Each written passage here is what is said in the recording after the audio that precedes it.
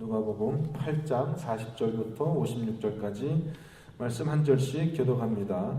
예수께서 돌아오심에 무리가 환영하니 이는 다 기다렸음이로라.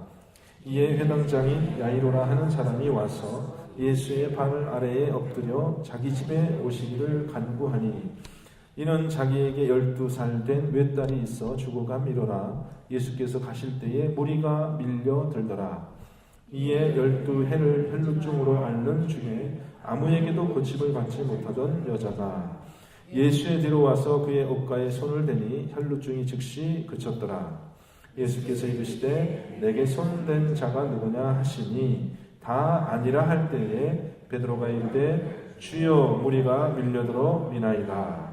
예수께서 이르시되 내게 손을 댄 자가 있도다. 이는 내게서 능력이 나간 줄 알미로다 하신대 여자가 스스로 숨지 못할 줄 알고 떨며 나와 엎드려 그 손댄 이유를 곧 나은 것을 모든 사람 앞에서 말하니 예수께서 이르시되 딸아 내 믿음이 너를 구원하였으니 평안히 가라 하시더라.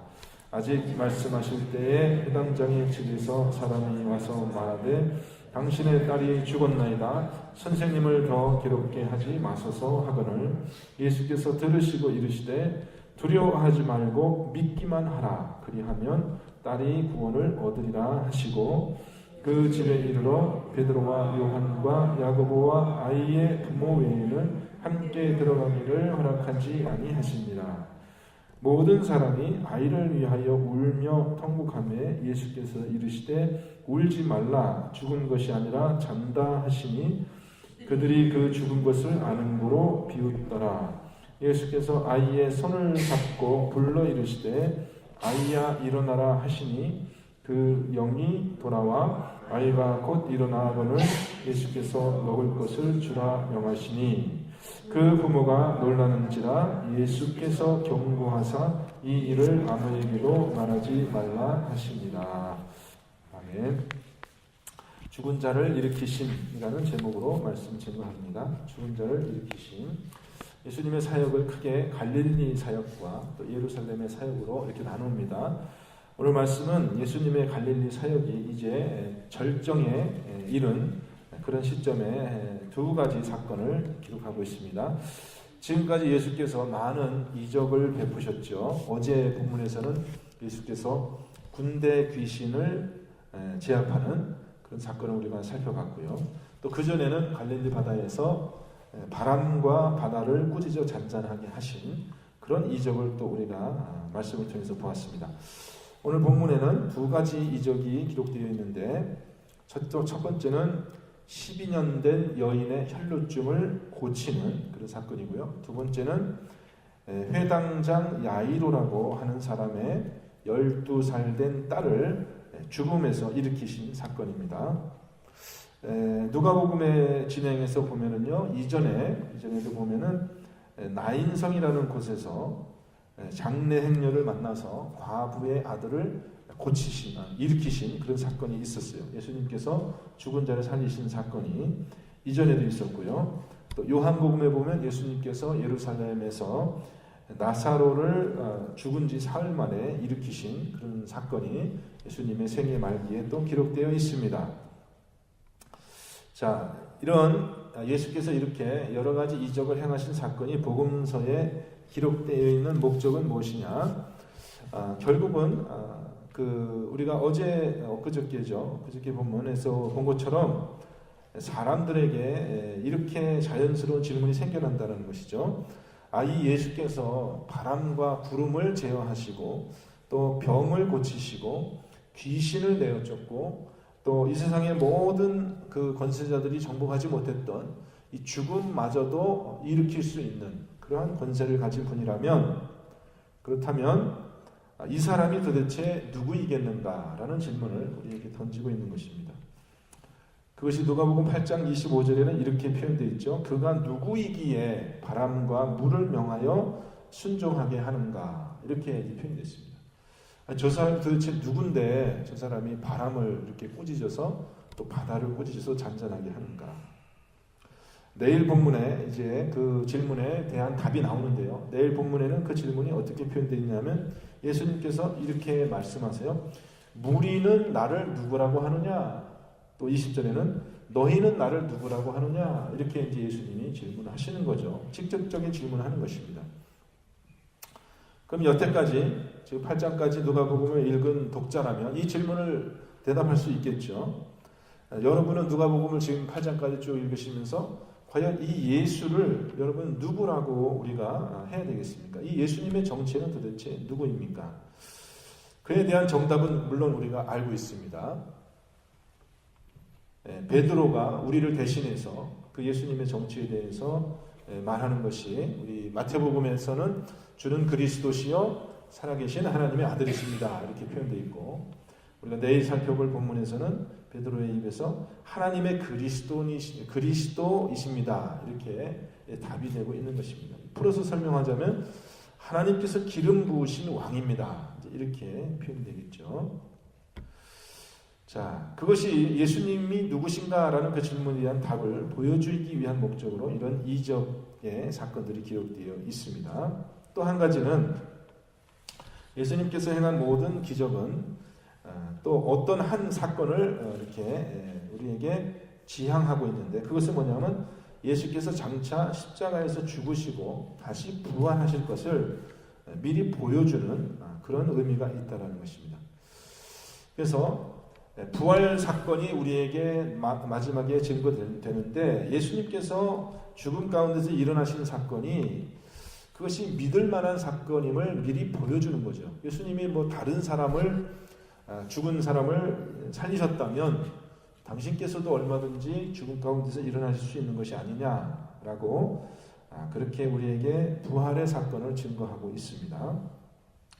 근데 여기서 한 가지 우리가 또 좀 당황스러운 것은 뭐냐면은 예수님께서는 당신께서만 병을 고치고 죽은 자를 살리는 이적을 행하신 것이 아니라 내일 본문을 보면은 그 동일한 권세를 제자들에게 주셨다는 거예요. 제자들에게 그 권세를 위임해 주셔서 너희도 가서 복음을 전할 때에 병자를 고치고 귀신을 내어쫓고 죽은 자를 일으키는 그런 이적을 행하라 이렇게 말씀하십니다. 그래서 어떤 신학자들은 이런 이적이 초대 교회에서만 나타났던 것이고 지금 현대 교회에는 그런 이적이 필요하지도 않고 있지도 않다 이렇게 주장하는 그런 신학자도 있습니다. 그런데 여전히 교회는 지금도 이러한 이적이 복음을 전하는 과정 가운데 나타나고 있다라고 그렇게 보고가 있습니다. 그리고 세상 속에서 복음을 전하는 이 복음 전파의 사명이 여전히 교회가 수행하고 있는 그런 일입니다. 지금도 우리는 복음을 전하도록 그렇게 부르심을 받은 거죠. 근데 예수님이 복음이 전파되는 모든 곳에는 이러한 증거가 나타나는 것이 당연하다 이렇게 얘기를 했습니다. 그래서 마가복음 16장에 보면은 마지막에 마가복음의 제일 마지막 장에 이렇게 되어 있죠. 믿는 자들에게는 이런 표적이 따르니니 곧 그들이 내 이름으로 귀신을 쫓아내며 새 방언을 말하며 뱀을 집어 올리며 무슨 독을 마실지라도 해를 받지 아니하며 병든 사람에게 손을 얹은즉 나으리라. 여러분 이러한 증거는 복음 전파가 천하 만민에게 이제 복음을 전파라라는 사명과 함께 주신 거거든요. 사명과 함께 주신 거예요. 우리가 이적을 생각할 때 우리는 이 이적이 존재하는 이유가 복음을 전하기 위한 목적이라는 것을 우리가 알아야 됩니다. 우리의 소원을 성취하기 위해서가 아니라 뭐 나에게 어떤 미래에 대한 정보를 주기 위해서 혹은 나의 편의를 만족시켜 주기 위해서 이적이 일어나는 것이 아니라 이 교회에 주신 이 권세는 복음을 전파하기 위해서 주신 거라는 것을 우리가 생각해야 됩니다. 따라서 복음 전파의 사명이 계속 존재하는 한은 이러한 교회에 부여된 권세가 나타나는 것이 저는 당연하다고 생각하거든요. 그래서 이 말씀을 우리가 성경적인 그런 문맥에서 잘 해석해 보면은 이적이 일어나는 것이 이상한 것이 아니라 이적이 안 일어나는 것이 이상한 거예요. 우리가 정말 말씀을 믿는 성도라면 그렇게 우리의 사고 방식이 좀 바뀌어져야 돼요. 이 마가복음의 이 말씀은 마가복음 전체의 결론이거든요. 너희는 온 천하에 다니면서 천하 만민에게 복음을 전파하라. 믿는 자들에게는 이러한 표적이 따를 것이다. 이것은 마가복음 전체의 결론이고 예수님의 마지막의 유언입니다. 그래서 복음을 전파하는 사명을 우리 교회가 충실하게 감당하면 당연히 그 믿음의 증표로 그런 일들이 생겨나야 되는 것이고, 이것은 예수님에게만 제한되어 있는 그런 권세가 아니라는 거, 이것을 우리가 다시 한번 잘 새겨야 될 것 같습니다. 이 말씀은 상징적인 그런 의미로, 상징적으로 우리가 무슨 사람들의 영혼을 구원하는 것을 이야기하는 것이 아니라 실질적으로 육체의 현상에서 육체의 질병이 떠나가고 귀신이 쫓겨가고 하는 그런 일들을 우리 교회가 행할 수 있는 그러한 말씀으로 밖에는 해석이 되지 않아요. 이것은 영적인 의미로 해석을 하면 안 됩니다. 이건 문자적인 의미로 해석을 해야 되고, 이러한 현상이, 이러한 이적의 현상이 예수님과 우리와 영원토록 같이 하시겠다라는 약속과 함께 계셨기 때문에 예수님이, 주님이 지금도 교회와 함께 하신다면 그런 현상이 나타나는 것은 당연한 것입니다. 이것이 초대교회에만 한시적으로 적용되는 법이다라는 그러한 그 말씀은 성경 어디에도 암시적이라고 하더라도, 암시적으로라도 존재하지 않습니다. 일말의 암시가 없어요. 이것은 명시적으로 교회가 그런 현상을 경험할 것에 대해서 주님 다시 오신 날까지 이것은 약속되어 있는 것입니다. 자, 그러한 약속과 그러한 능력을 우리 교회가 믿음으로 받아들여야 될 줄 믿습니다.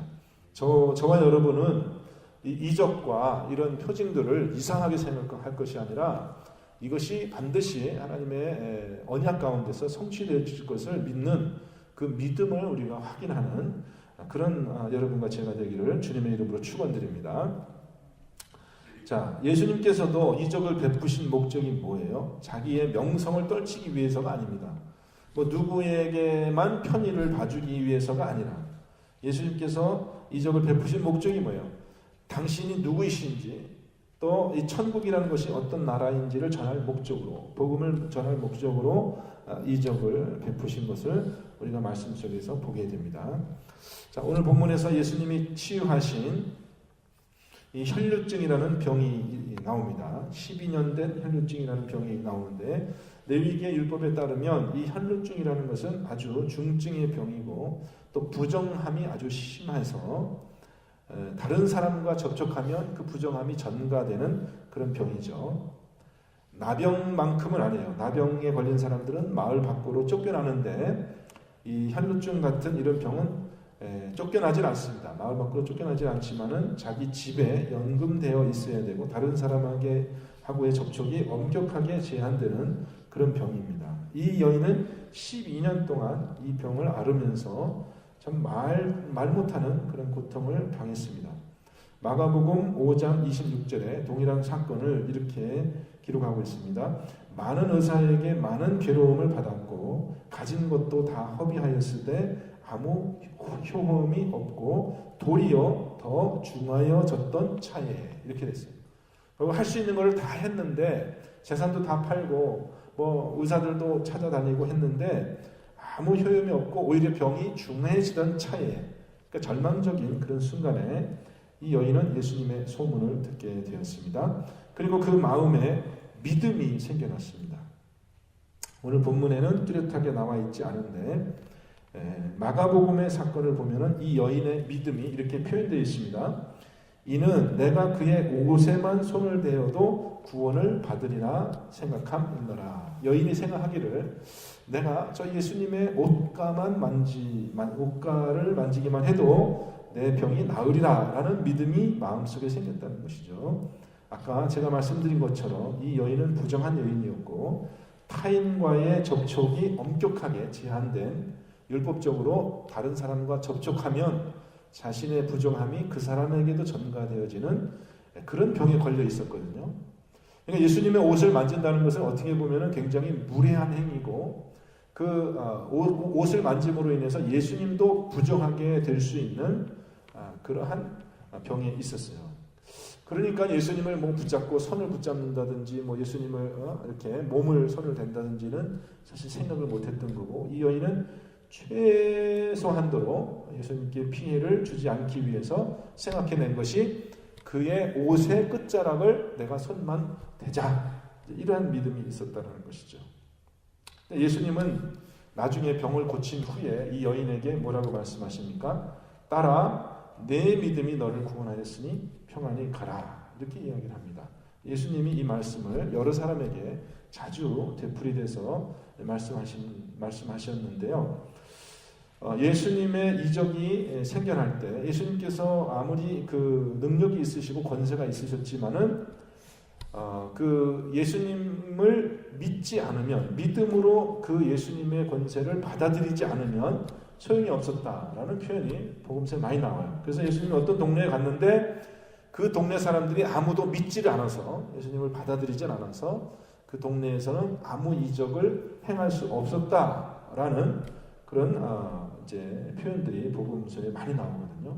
어떤 한 개인이나 어떤 한 그 마을이 예수님을 믿지 않으면 예수님께서 믿지 않는 자들과는 그런 일을 행하실 수 없다는 것이죠.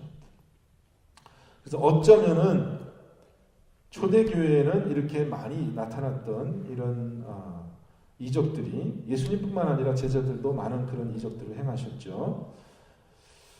요즘 시대에는 우리 눈에 흔하게 보이지 않는 이유가 어쩌면은 다른 이유가 아니라 우리의 믿음이 없기 때문에 그럴 수 있다라고 생각을 합니다. 제자들도 그랬고요. 우리들도 그런 권세가 있지만 예수께서 우리에게 주신 이 권세가 발휘되기 위해서는 우리에게 믿음이 있어야 된다는 것입니다. 그래서 우리에게 이제 이 믿음을 주십시오라는 그런 기도가 필요한 것 같아요. 물론 우리의 아까 말한 것처럼 우리의 편의를 위해서 우리가 이 믿음을 구하는 것이 아닙니다. 나의 편의를 위해서, 내가 한번 좀 멋들어진 그런 기적을 행하기 위해서 그렇게 우리가 기도하는 것은 아닙니다. 우리는 하나님의 영광을 드러내기 위해서, 또 주님의 이름을 높이기 위해서 우리 교회가 정말 믿음도 충만하고 하나님의 이적이 나타나는 그런 교회가 되기를 바라는 그런 마음이 있습니다. 요즘 우리 교회에 뭐 상을 당하신 그런 분들도 있고, 또 여러 가지 질병, 사소한 병도 있지만은 또 좀 중한 그런 고통 가운데 계시는 그런 교우들이 많이 있습니다. 이런 일을 통해서 저희들은 정말 하나님의 약속의 말씀을 믿고 기도하여서 정말 병자가 고쳐지고, 또 그러한 사건으로 인해서 하나님의 영광이 드러나고 복음이 전파되는 그런 일들이 우리 주변에서 더 많이 일어나기를 우리가 좀 사모하고 기도하는 그런 교회가 됐으면 좋겠습니다. 정말 여러분이 정말 이적을 경험하며 이적과 함께 그렇게 우리의 믿음을 확인하는 귀한 한 날이 되시기를 주님의 이름으로 축원드립니다. 자, 두 번째 한 가지 기적이 더 있습니다. 이 기적은 회당장이라고 알려진, 또 이름이 야이로라고 그렇게 알려진 사람의 12살 된 딸을 이제 죽음 가운데서 구하신 사건이죠. 이 사건에도 여전히 예수님께서는 믿음을 요구하십니다. 50절 말씀입니다. 50절 말씀 다시 한번 읽어보겠습니다. 예수께서 들으시고 이르시되 두려워하지 말고 믿기만 하라. 그리하면 딸이 구원을 얻으리라 하시고, 딸은 이미 죽었습니다. 죽은 딸이 구원을 얻는다는 말은 결국은 한 가지 의미밖에 없죠. 죽음 가운데서 다시 살아나는 것입니다. 그런데요, 사람들이 믿지 않았어요. 그래서 이 믿음의 반대 현상을 오늘 말씀은 두려움이다 이렇게 얘기하잖아요. 의심입니다. 의심. 그래서 두려워하지 말고 믿기만 하라 이렇게 예수님 말씀하시는데, 예수님 당신께서는 확실하게 믿으셨죠. 그래서 52절에 보면은 울지 말라, 죽은 것이 아니라 잔다. 예수님은 이 딸을, 해당장 야이로의 딸을 일으키시기 전에 예수님은 이미 당신께서 그렇게 하실 것을 확실하게 믿으셨어요. 알고 계셨어요. 그런데 주변 사람들은 이 말을 믿지 않고 오늘 말씀을 보면은 비웃더라 그렇게 되어 있습니다. 53절에 보면은 그들이 그 죽은 것을 아는 고로 비웃더라. 자, 이 여자아이, 12살 된 여자아이가 죽은 것을 이 사람들은 어떻게 알았어요? 눈으로 보고 아는 거죠. 자기들이 아는 거예요. 눈으로 보고 아는 거예요. 그러니까 경험으로 아는 것입니다. 5가지 감각으로 그들이 봤기 때문에, 들었기 때문에, 또 죽은 것을 만져서 알았기 때문에 죽었다라고 그렇게 얘기합니다. 그런데 믿음은 우리의 경험과 반대되는 것은 아니지만 우리의 감각이 알지 못하는 것을 알게 하는 것이 사실은 믿음이거든요. 그래서 때로는 이 믿음이 초월적인 그런 지식을 우리에게 줍니다. 우리가 생각해야 될 것은 뭐냐면 우리가 눈으로 보는 것이 다가 아니라는 것이죠. 우리가 눈으로 보는 것은 죄로 인해서 타락된 그런 감각이기 때문에 이 세계에 대한 왜곡된 경험이지 온전한 경험은 아니라는 것입니다. 우리가 눈으로 보는 것은 다 부분적이고 일시적인 것이고 왜곡된 것입니다. 우리가 생각하는 것도 마찬가지고요. 그래서 우리가 온전히 보려면은 우리에게 믿음이 있어야 되겠고, 믿음의 눈으로 봐야지 우리가 온전한 실체를, 하나님의 나라의 실체를 볼 수 있잖아요. 그래서 예수님께서 매 그 소경된 자를 고치시면서 유대인들에게 하신 말씀이 뭐예요? 소경된 자의 눈을 뜨게 하시는 주님께서 유대인들을 바라보면서 하신 말씀이 너희가 소경이었으면 죄가 없었으려니와 본다고 하면서 믿지 않는 것이 너희에게 그것이 결점이다 이렇게 얘기를 하잖아요. 믿음의 눈이 없이는 이 육신의 눈으로 보는 것에는 항상 그 제한이 있고 또 부족함이 있다라는 것을 우리가 알게 됩니다. 그래서 보이지 않는 세계에 대한 올바른 통찰을 주는 것은 믿음입니다. 그래서 저와 여러분에게 이 믿음이 꼭 필요한 거예요. 그래서 아무쪼록 우리가 눈으로 보이는 대로 살아가는 것이 아니라 우리가 말씀을 믿고 그 믿음의 눈이 우리를 인도하는 대로 살아가는 그런 지혜가 저와 여러분에게 있어야 될 줄 믿습니다.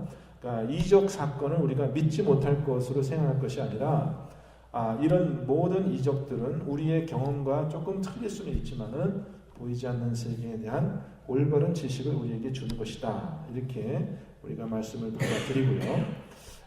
우리가 정말 이 말씀이 우리의 삶에서 살아서 역사하는 그런 말씀이 될 수 있도록 저와 여러분이 기도 가운데 함께 구하기를 우리 주님의 이름으로 축원드립니다. 오늘 기도하실 때는 특별히 우리 교인들의 여러 가지 건강을 위해서 좀 특별히 같이 기도해 주시고요. 또 연로하신 분들 이 추운 겨울이 이제 끝나가는데 건강하셔서 믿음으로 믿음의 생활을 잘 감당하실 수 있도록 그렇게 기도해 주시기를 특별히 부탁드립니다. 함께 기도하겠습니다. 하나님, 믿음은 바라는 것들의 실상이요 보이지 않는 것들의 증거라고 주님 말씀하십니다. 주님, 예수님께서 행하신 이 모든 이적과 권능은 제자들에게 또 사도들에게 그대로 전수되었고 오늘날 우리 교회에 여전히 그 권세가 있는 것을 믿습니다. 우리 성도들과 우리 교회가 믿음으로 이 주님께서 주신 권세를 잘 사용하여 복음 전파의 사명을 감당하게 하시고 오늘 우리들의 삶 속에서도 우리의 기도가 정말 응답되어서 하나님의 증거가 나타나는 귀한 한날이 되게 하여 주옵소서. 우리 성도 가운데 육신의 질병으로 건강의 어려움으로 고통당하는 성도님들 있습니다. 주님 이 시간 찾아와 주시고 저들을 굳건하게 하여 주셔서 믿음으로 감당하는 오늘 하루가 되게 하여 주옵소서. 예수 그리스도의 이름으로 감사하며 기도합니다. 아멘.